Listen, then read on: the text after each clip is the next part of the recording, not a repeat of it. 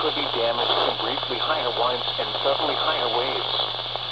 Locations impacted include Port Lavaca, Port O'Connor, Matagorda Ship Channel, Turtle Bay, and Palmachus Bay. Frequent lightning is occurring with this storm.